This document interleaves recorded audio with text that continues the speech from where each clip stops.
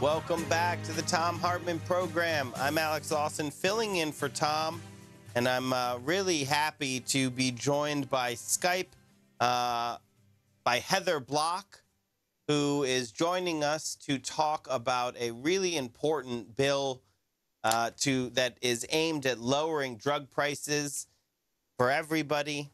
And I don't think that this bill has been getting nearly enough attention for how big a deal it really is. So, Heather, thank you for joining us on the Thom Hartmann Program.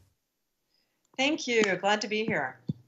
So just I think we have to basically 101 with this bill because it just has not been reported on that it exists, what it does. So just let's talk about that. Tell our listeners about, who you are and why you're involved in an effort to lower drug prices, and specifically around the bill that Al Franken pulled together. Okay. Well, first of all, I am a patient advocate, but I call myself a real patient advocate because I'm completely unfunded. I'm not getting any drug company money, but I do buy a lot of drugs since I've got cancer. So that's the first of all. Heather, let's stick with that for a second, though, because you bring it up. I don't think everybody knows.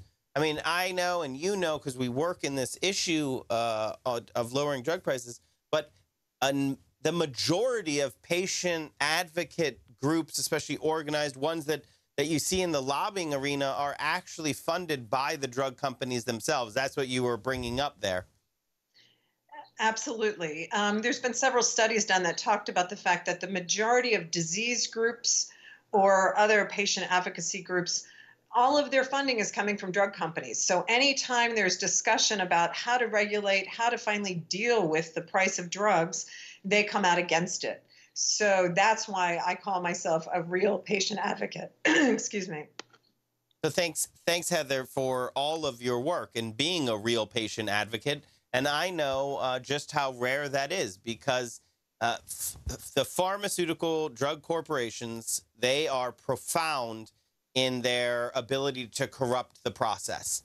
And they have so much money, it boggles the imagination. It is not really, people can't quite wrap their heads around just how much money there is to be made by these drug corporations, because they basically are taking products that are, for the most part, developed with taxpayer dollars on the taxpayer dime, NIH, university grants, government-funded university grants. Then taxpayers pay to grant and protect the monopolies that are given to these corporations, who then turn around and charge taxpayers the highest prices in the world. So we are paying, coming, going in every which way, which is why the pharmaceutical industry continues to be one of, if not the most profitable industry in the world, year after year after year after year. So, Heather, tell me a little bit about some of the work going on. Let's actually dig in, not too far into the policy details of the Franken bill, but just kind of get at the fact that this is to me, it's the first really comprehensive bill I've seen to take on high drug prices from multiple angles. Alex, from what I've read, it's basically a laundry list of all of the different ways that we could go about beginning to regulate the price that we pay for drugs every day. So it covers everything from whether you're importing drugs from another country all the way to allowing Medicare to negotiate. So it's just a laundry list that has all of them in there. And there's some other ones. Those are the two that I also focus on. Those are really kind of muscle. Those two provisions would really lower drug prices. There's also some ones in there that are they're groundbreaking in what they do, which is, in forming a different way of doing things. I would want everything to be bigger. That's fundamentally who I am when it comes to this issue, especially. But there's a prize fund in here, which is literally a new way of funding innovation instead of just giving these monopolies. And then I think there's one that the public would really love, which is making the advertisement that these drug corporations put on television no longer tax deductible, which would hopefully cut down on the amount of drug advertisements on television, which are nearing 100% of the ads you see on television are for various pharmaceutical drugs. And Alex, if I could kind of make the case for why is this so important? Why is this such a big deal? Coming from a patient perspective, I have stage 4 cancer. It's terminal cancer, and I need these drugs to keep me alive. But if I have to spend more time worrying about how I'm going to pay for them than I do about the cancer, there's something out of balance in our entire system. And that's how it works right now. And also the obscenity, the immorality of the idea that you might not, or somebody might not be able to access the medicines that they need because they can't afford them, right? Like That already happens. That's right. already happening. That's not a future myth. No, that's now. That is America's dirty little secret, I like to call it. We already have drug rationing. That's the R word, the bad word in our public. We already have it. It's called affordability. Exactly. So what you're talking about is when you push for some more radical proposals, there is always, and these are just really their common sense, like that everyone should have health care as a right in an expanded traditional Medicare to everyone in the country.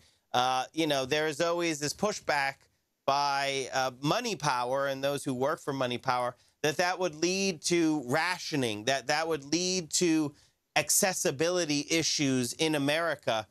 And the boldness of that lie is almost impressive. You have to be a very, very morally bankrupt person to pretend that is not exactly what we have right now, where you have millions of people. In fact, 1 in 5 Americans say that they cannot take the drugs that they are told to as they are prescribed by their doctors because they can't afford them.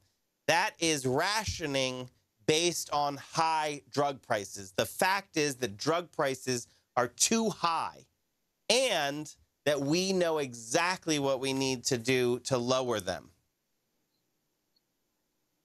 Heather, can you spend a minute, because the theme of today is how people can raise their voices, and you have just been, you're telling your story and raising your voice and fighting for the moral issue of everybody who needs these drugs to live or to live comfortably, but that the immorality of the drug corporations rationing them through high prices is something that we all need to fight against. And the way you're doing it is by raising your voice and telling your story.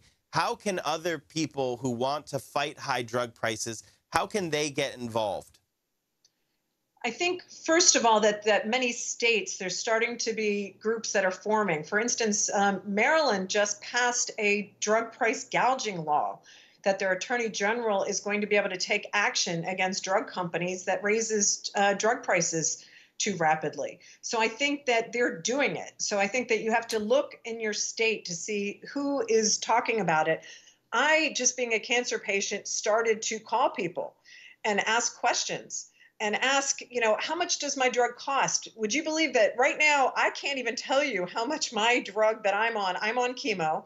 I don't know how much it costs. It's very difficult to tell because there's no set price. The price changes depending on what insurance company you have, what pharmacy benefit management group you have, where you get the drug. There's so many different variables that they've made it very complex. So I think as patients, we need to step up and just begin to call and ask questions. Even just begin to ask your pharmacist and your doctor, how much does this drug cost? Do you know why it costs that much? It's a starting place. Let's just get everyone beginning to ask those questions. And Heather, I will tell you that I have, my organization, I'm the executive director of Social Security Works. We've endorsed the Improving Access to Affordable Prescription Drugs Act. and we push for it. And I have an email list of 1.3 million people, and we go out to them, and they sign petitions and make phone calls and raise their voices. And we have poll after poll after poll that show, and I'm saying with our activists, the response is through the roof, because this is not an issue that is like 50th on people's list. It is at the top of people's lists around the country. Everyone knows that drug prices are too high. Republican, Independent, Democrat, Tea Party, doesn't matter.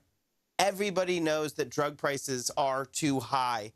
In the last minute here, Heather, specific on the Al Franken bill, Improving Access to Affordable Prescription Drugs Act, what are some things that you would urge people to take action on?